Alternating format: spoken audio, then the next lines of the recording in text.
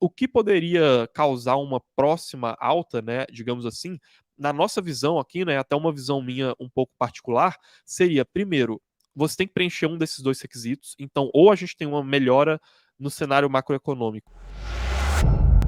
Os últimos dados da indústria chinesa vieram abaixo do esperado. Os últimos dados de exportações e importações chinesas também vieram abaixo do esperado.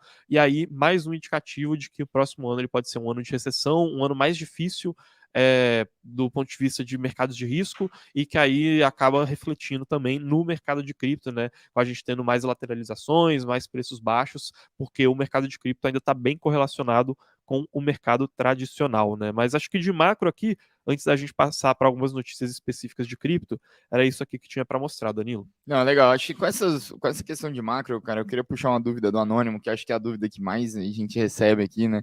Que são os drivers do próximo bull market, né? O que, que a gente acha que o bull market vai. Se a gente acha que o bull market vai acontecer em 2024, né? Com o halving do Bitcoin. Então, eu queria que, primeiro, vocês expusessem a nossa opinião de se o halving ele pode ser um dos drivers do próximo bull market, e se não, o que poderia ser, né? A gente não coloca o halving como uma medida assim estabelecida que, olha, quando o halving acontecer, vai acontecer um bull market, tá?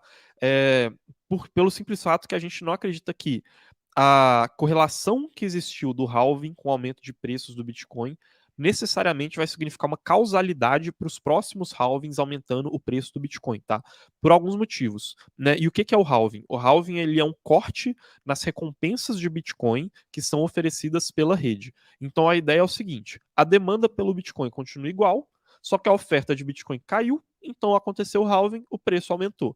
Por que isso pode não ser tão simples, né? São três principais motivos.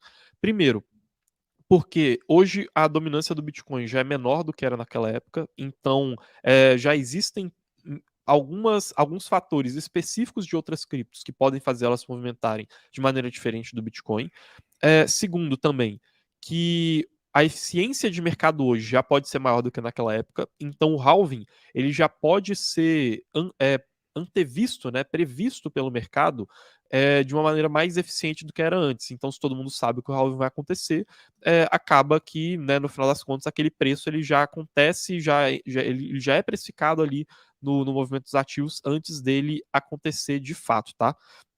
E o terceiro motivo é essa alta correlação agora que a gente está tendo com o mercado macro, né, com a economia como um todo, assim. Então, antes, cripto, ele era, assim como a gente tinha essa descorrelação de outras criptos com o Bitcoin, que hoje já é um pouquinho menor, né, apesar dela existir, uma coisa que mudou muito foi a descorrelação que Bitcoin tinha de outros mercados, no mercado de ações, no mercado de títulos, no mercado imobiliário, enfim, era totalmente descorrelacionado.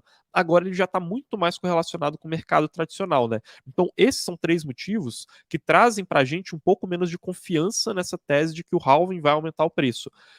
Tem outras casas, igual a própria Pantera Capital, né, que eu citei aqui para vocês, que eles falam, olha, ainda tem muita ineficiência no mercado, então o halving ele ainda pode impactar o preço do Bitcoin, mas a gente não conta com isso. O que poderia causar uma próxima alta, né, digamos assim, na nossa visão aqui, né, até uma visão minha um pouco particular, seria, primeiro, você tem que preencher um desses dois requisitos. Então, ou a gente tem uma melhora no cenário macroeconômico, ou cripto deixa de ser correlacionado com macro, né? Uma dessas duas coisas para o preço de cripto subir.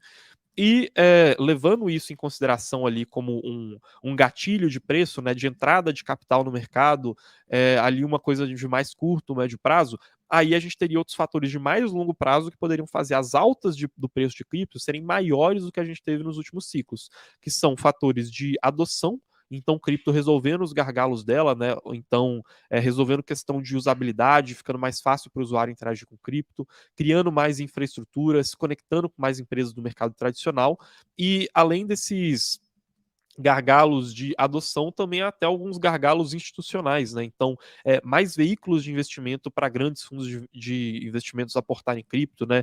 ETF spot de Bitcoin sendo liberados lá nos Estados Unidos, mesas de trade para institucionais, mais capital pesado entrando junto com essa maior usabilidade, mais usuários entrando no mercado de cripto. Eu acho que seria o principal para a gente ter uma alta no mercado de cripto de longo prazo, levando em consideração, né, um desses fatores que poderia ser um gatilho ali ali que permitiria a entrada de capital no mercado de cripto, porque hoje esse capital, devido ao cenário macro, ele simplesmente não existe, né, para poder entrar ali no mercado, tá?